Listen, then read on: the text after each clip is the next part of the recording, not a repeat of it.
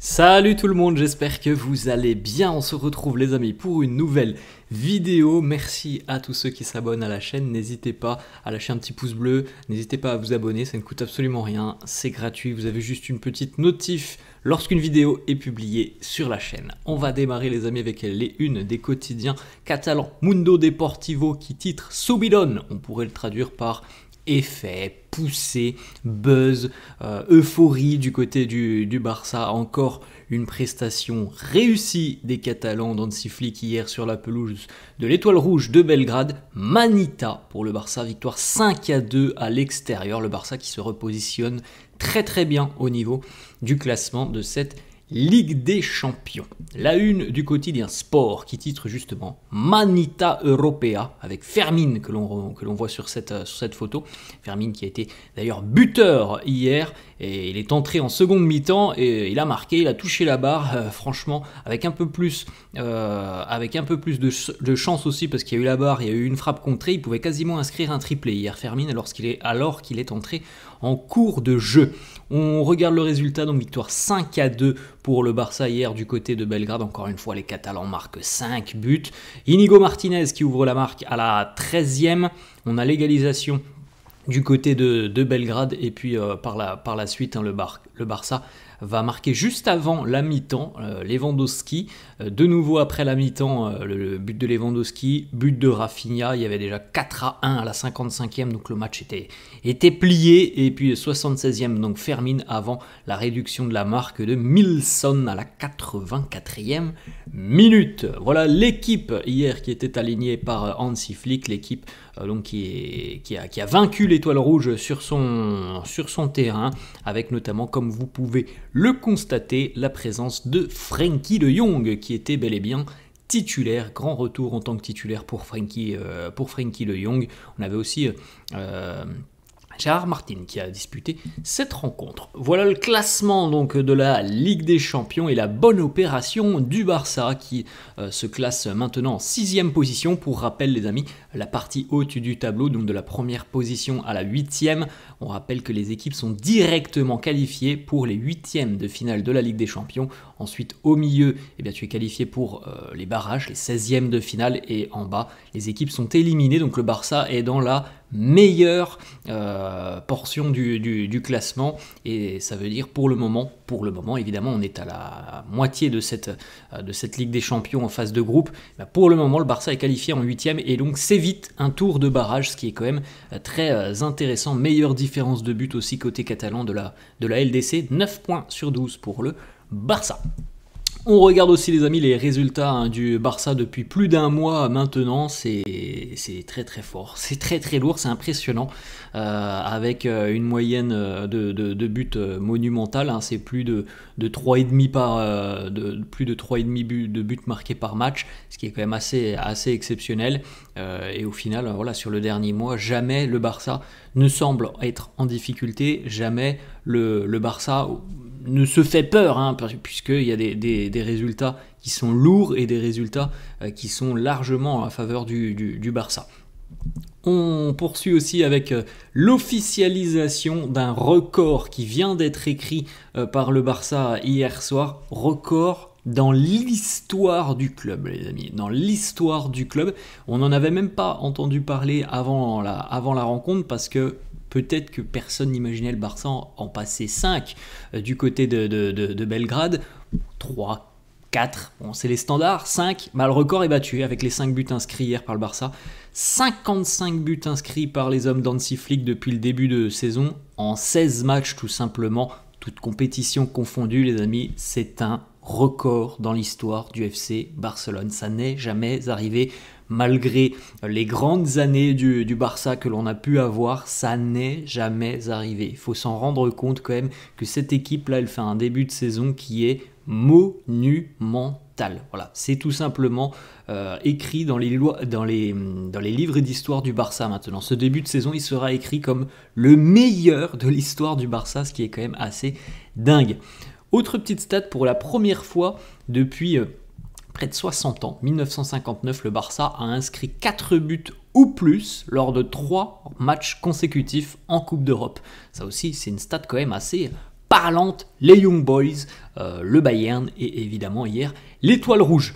L'homme du match hier, c'est Inigo Martinez, buteur. C'est Inigo Martinez qui a ouvert le score hier côté Barça. Encore une fois, une prestation très solide défensivement de la part d'Inigo Martinez, qui a posé d'ailleurs avec son petit trophée d'homme du match dans le célèbre tunnel du Maracanã, le stade de l'Étoile Rouge. Les stats d'Inigo Martinez face à l'Étoile Rouge, c'est un but 106 ballons touchés, 92 sur 98 pour les passes, 8 sur 9 pour les longs ballons, 17 passes qui permettent d'entrer dans le dernier tiers du terrain adverse. C'est le record du match. Il n'a perdu aucun ballon, un tir cadré, un tac, un dégagement.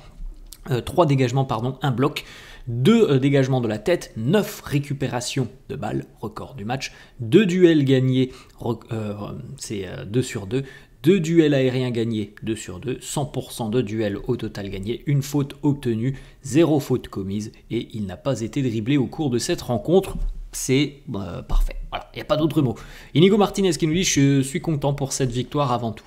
Cependant, on a vu que lorsque l'on se relâche, on encaisse. Mais on voit aussi que lorsque l'on accélère, on est capable d'inverser la tendance et de marquer. C'est vrai que les 2 buts de l'Étoile Rouge viennent à la suite de relâchement. Le premier, il y a un positionnement, je crois que c'est Gérard Martin qui visiblement n'a pas encore tout assimilé de cette fameuse tactique technique du hors-jeu, puisqu'il n'est pas très bien aligné. Et puis sur le second but de l'Étoile Rouge, on laisse un petit peu de liberté sur le côté, on laisse un petit peu de liberté aussi au buteur. Hansi Flick qui nous dit les 3 points sont la chose la plus importante pour nous. Ce n'est jamais simple de gagner à l'extérieur en Ligue des Champions. Nous avons fait réaliser une bonne performance. Nous ne pouvons pas beaucoup nous entraîner en raison du grand nombre de matchs. Ce qui me rend le plus fier, c'est que nous donnons le meilleur de nous-mêmes à chaque match. Il faut le dire, on joue quasiment tous les 3 jours. Ce qui veut dire, les amis, qu'entre les matchs, ce ne sont pas à proprement dit de vraies séances d'entraînement. C'est plus de la récupération que de vraies séances d'entraînement, parce que tu ne peux pas imposer aux joueurs un rythme démentiel quand tu joues tous les 3 jours. Donc c'est plus de la récupération entre les matchs. Et ce qui est assez dingue, c'est de voir quand même que malgré au final le peu de séances d'entraînement, de vrais entraînements, on voit une équipe qui continue sur sa lancée sur le terrain. Hansi Flick et la barre des 99 buts atteintes par Lewandowski hier, il aurait pu atteindre le 100e. D'ailleurs, il a eu un raté monumental hier, Lewandowski, qui était plus simple à mettre dedans, je pense, que dehors, mais il l'a raté. Lewandowski qui est sorti hier, il avait inscrit un doublé, il aurait certainement pu inscrire un triplé, il est sorti donc après ses 99 buts et Hansi Flick nous dit c'est ma faute si je l'ai changé, c'est pour cela qu'il n'a pas atteint les 100 buts, il nous a beaucoup aidé aujourd'hui avec son doublé. Hansi Flick qui nous dit je ne savais pas que Lewandowski était à 99 buts, peut-être que si je l'avais su il n'aurait pas sorti, il n'aurait pas été remplacé. Bon, le 100e ça arrivera je pense peut-être pour le prochain match du Barça à la maison. On poursuit avec les stats de Lewandowski depuis le début de saison, c'est quand même assez costaud, assez fort. Beaucoup de buts pour Lewandowski, quelques passes décisives, c'est pas sa qualité première, mais voilà, quelques passes D et beaucoup de buts, pas mal de matchs d'ailleurs où il inscrit plus qu'un but, c'est fort. La petite déclat de Lewandowski qui nous dit dans des matchs comme celui-ci, il est parfois difficile pour les attaquants. Ça ne sert à rien de redescendre pour chercher le ballon. Je dois plutôt chercher l'espace vide, l'endroit où je peux recevoir le ballon et pouvoir marquer. Et c'était le cas aujourd'hui, donc parfois je dois avoir de la patience. Je pense que la patience d'aujourd'hui en valait la peine. C'est vrai qu'il n'est pas beaucoup redescendu parce qu'il n'y avait pas besoin de redescendre, tout simplement. Il y avait quand même une emprise assez importante du Barça sur cette rencontre et où on attendait Lewandowski justement, c'est dans les zones dangereuses, les zones chaudes, la surface de réparation adverse. On poursuit avec Hansi Flick sur Frenkie de Jong qui a apporté pas mal de stabilité. On a vu une belle version de Frenkie de Jong hier. Il nous dit il est important pour Frenkie de jouer. Il nous apporte beaucoup de stabilité entre la défense et l'attaque. Marc Casado, encore une fois, Match très très propre, hein. C'est du très très solide, hein. Marc Casado, 121 ballons touchés, 97 sur 107 pour les passes réussies, c'est le record du match. 2 sur 4 pour les longs ballons, 9 passes qui permettent d'entrer dans le dernier tiers du terrain adverse. Il n'a perdu aucun ballon. Une occasion créée, un dribble, 2 tacles, record du match, une interception, 5 ballons récupérés, 6 duels remportés sur les 10, 2 duels sur 3 aériens, et il a remporté donc 8 duels au total. C'est véritablement une grosse révélation, Marc Casado.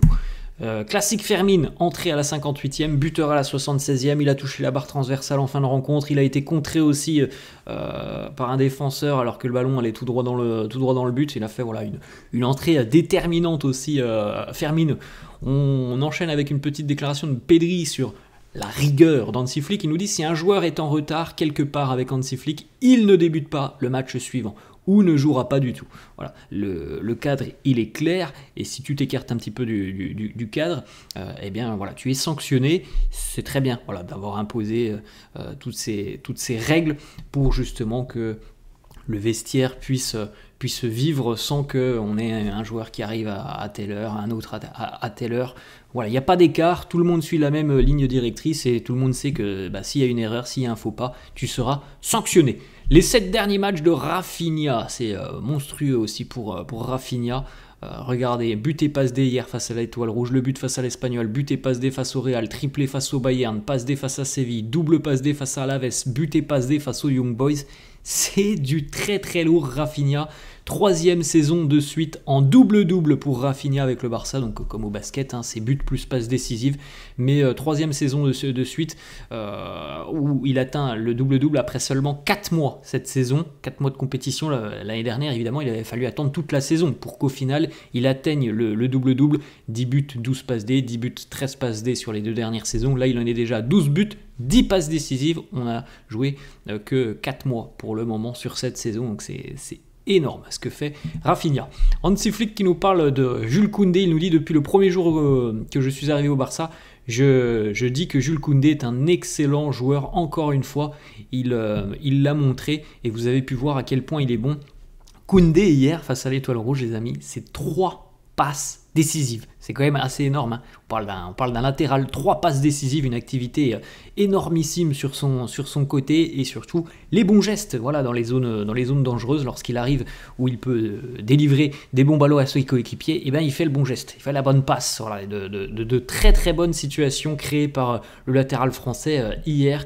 Koundé qui nous dit: en seconde période, nous avons élevé le niveau et nous avons eu plus de contrôle. Je suis très content sur le plan personnel. L'attaque est ce sur quoi je me concentre le plus maintenant, car c'est ce que je peux le plus améliorer dans mon jeu. On poursuit avec Jules Koundé qui nous dit aussi que physiquement, il est dans la meilleure forme, dans le meilleur moment de sa carrière. Je suis très heureux de travailler avec Hansi Flick, c'est un grand entraîneur. Voilà, physiquement, il est très très en forme. Ça, c'est un constat aussi que l'on peut faire depuis le début de saison. Et il a de nouveau matérialisé hier avec un gros match, 3 passes D. Regardez l'activité, la zone chaude, hein, évidemment sur son côté.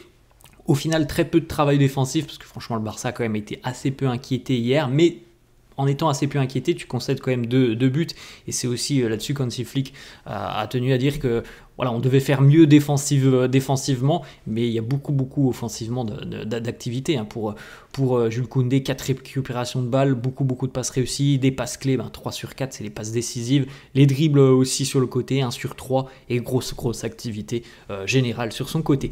Hansi Flick sur Pau Cubarsí, vous avez peut-être vu cette image, c'est assez surprenant, mais il n'y a même pas eu de carton rouge, un coup de crampon pleine tête, alors évidemment involontaire, mais c'est évidemment un geste très dangereux, donc ça normalement c'est carton rouge. Quand on voit qu'il y a eu un carton rouge il y a quelques semaines, il y a 15 jours pour le Classico entre le PSG et l'OM pour Amin Harit, franchement, là pour le coup ça doit être carton rouge, hein. C'est crampon en pleine tête pour Pau Cubarsí qui a eu 10 points de suture. Hansi Flick nous dit il va bien. Regardez l'image quand même très impressionnante du visage de Pau Cubarsí.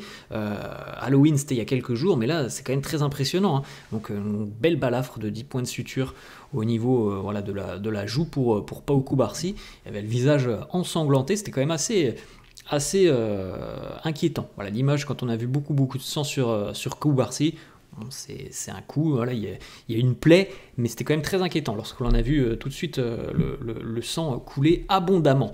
Petite photo, voilà, pour le compte Twitter du Barça.